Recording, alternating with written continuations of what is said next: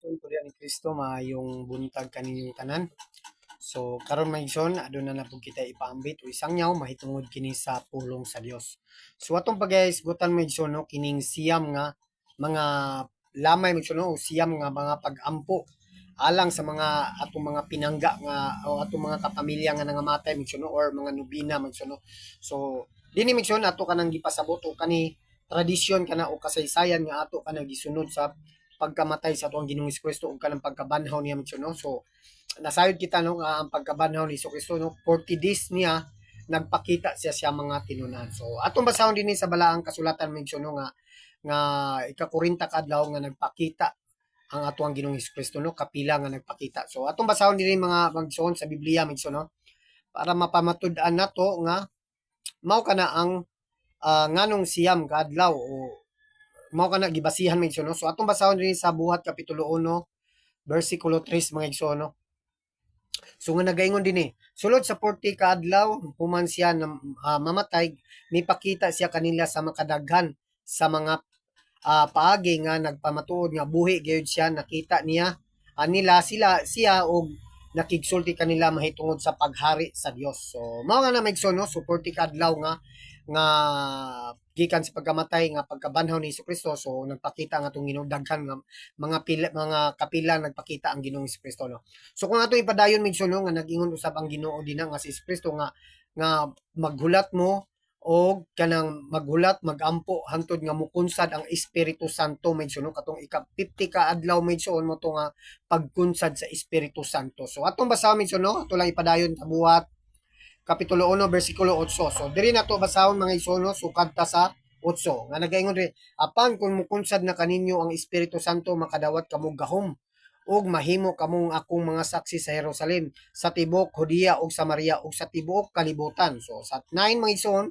human niya gisulti kini, gibayaw siya ngadto sa langit samtang nagtanaw sila kaniya ug gisalipdan siya panganod ug wala na nila siya makita. So sa 10 mga igsoon no, samtang nagtutok sila sa langit pagkayab ni Jesus may duha ka tawo nga nagbistig puti nga mitungha kanila mitungha pagkalit ug mibarog tupad kanila miingon siya amingon sila mga taga Galilea nganong nagbarog man kamo dinhi nagsigig hangad sa langit si Jesus nga gibayaw ngadto sa langit mubalik sa samang paagi sa iyang pagkayab ngadto sa langit. Then sa 12 mga igsoon unya ang mga apostoles na malik sa Jerusalem gikan sa bungtod sa mga olibo nga may gilayon nga usa ka kilometro gikan sa syudad. So sa 11 mga sa 13 mga ison misulod sila sa Jerusalem ug misaka sa lawak sa itaas nga silang yabutan sila si Pedro, si Juan, si Santiago, si Felipe, si Tomas, si Bartolome, si Mateo, si Santiago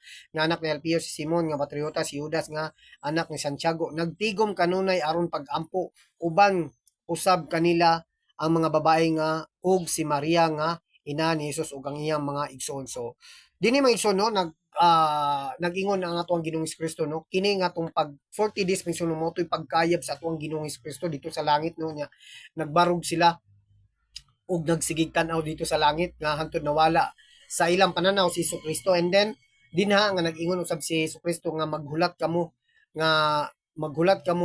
hangtod nga mukunsad kaninyo ang Espiritu Santo ug nagampo sila makanunay magsunog gikan sa pagkayab mga isunog katong gikan sa 40 kadlaw nagsugod sila ni adto ni uli sila magsunog. So pag-ampo nila magsunog nag-ihap na sila dito sa 41. So nya ang Pentecostes mga igsoon mo na ang 50 ka adlaw magsunog. So gikan sa 41 mention na nagsugod sila og ampo mo tong 41 42, 43, 44, 45, 46, 47, 48, 49. So ang 49 mention ang pagka 50 nga Pentecoste mas yun. So dinha naman wala na nila na ampo dinha tungod kay mao na ang kanang sa adlaw nga mukunsad kanila ang mao na ilang gipaabot nga mukunsad sa ilang Espiritu Santo. So mao na may no ang gikan sa pagkayab sa atong Ginoong Kristo pagkaugma mao na nga siyam ka adlaw mao na ang ilang gibuhat nga nagampo sila sunod-sunod na may no nga ilang pagampo. So di na mas mapamatudan usab nato mention no. So tungod nga na mention no naugmad o namugna sa simbahan ang nobena. So ang nobena mention no gikan kana sa Latin nga novem.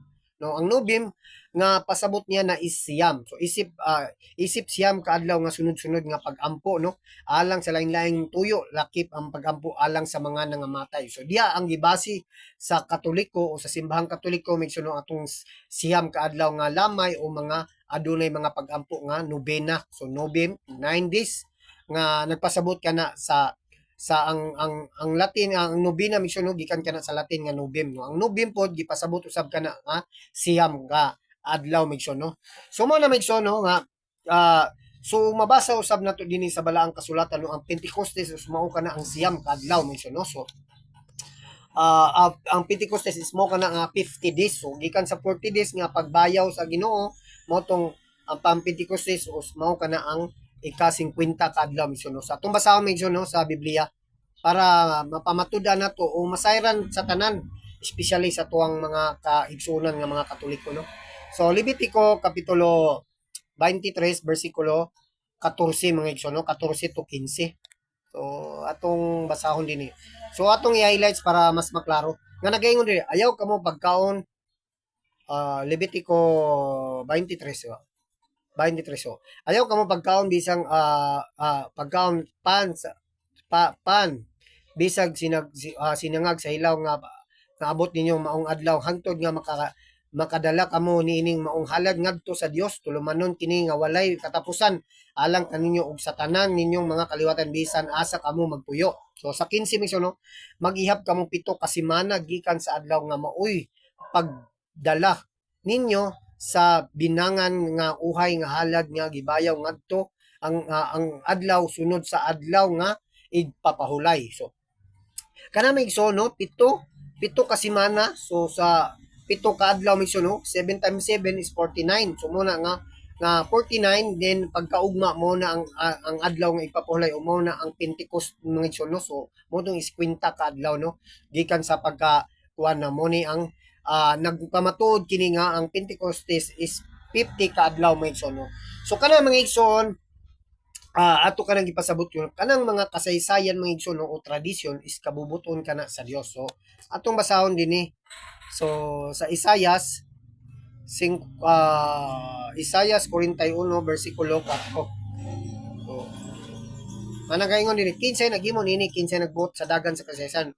Ako ang Ginoo nga diha sa sinugdan og anaa usab sa katapusan. So mo na migson, no, og kini migson nga kining mga ginabuhat nato diha sa simbahang Katoliko nga aduna kitay nangamatay migson, no, aduna kitay mga pagampo so gibasi na diha sa Biblia, no, gibasi kana diha sa mga panghitabo sa mga kasaysayan sa daang tugon o sa New Testament, no, nga gibasi usab nato na sa pagkamatay sa atong Ginoong Kristo pagkabanhaw kung pila ka adlaw siya gipaampuan o pila ka adlaw nga nagampo nga itong mga apostoles o mga ang si Maria o mga kaubanan niya nga hangtod paabot nila ang Pentecostes mga igsoon, no.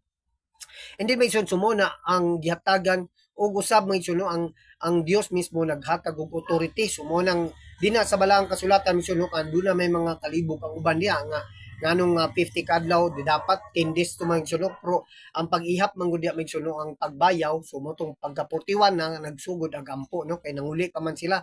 And then bago usab ang Pentecostes so didto ra sila sa siyam ka adlaw sa 49. So ang giihap na to mga igsoon, no, gikan sa 41 ug hangtod sa 49 mo na 9 days ang atuang mga paglamay dinha mga igsoon, no. So wala man nato dili makita mabasahan dinha sa balaang kasulatan na 9 days ang eksakto yun nga 9 days ang paglamay o pagampo o nobena migsoon, no. Apan din na migsoon ang kasaysayan o dina ang nagbuta na Dios, no. And then ang gihatagan usab authority ang atuang simbahang Katoliko o simbahang atong mga kaparian sa atuang Ginoo sa migsoon, no. So atong basahon mga igsoon, no, nga adunay authority ang atuang pero pinaagi sa authority migsoon, no, aduna gyapon kitay masabot nga 9 days gyud ang gikan silang mga pag-ampo may igsoon, hantod nga ni kunsad sa ilang Espiritu Santo. So basahon nato dinha may igsoon, Mateo 16 bersikulo 19 nga aduna gayoy katungod ang atuang simbahang Katoliko ang atong mga kaparian nga mao ang bisan wala na sakto nga dili gyud nato mabasa punto por punto or litra por litra apan aduna kitay masabot dina misyon no. So kay aduna man sila authority.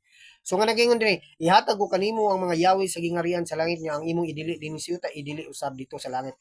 Ug ang imong itugot dinhi sa yuta, itugot usab dito sa langit. So mo na misyon ang giingnan sa tuang Ginoong Kristo ni ang iyang mga nga si Pedro misyon no, ang isa sa apostoles nga maoy gihatagan o maoy gi hatagan ni authority misyon no. So mo na kana misyon no ang atuang pagpasabot dinhi about sa siyam ka adlaw nga paglamay o nobina o mga pagampo no. So nanginaot ko mga igsoon nga unta aduna kamoy gamayng pagtulunan nakatunan may tungod sa pulong sa Dios o pagtulunan isip katoliko mga igsoon no. So liyon ko pag-usab maayong buntag kaning tanan.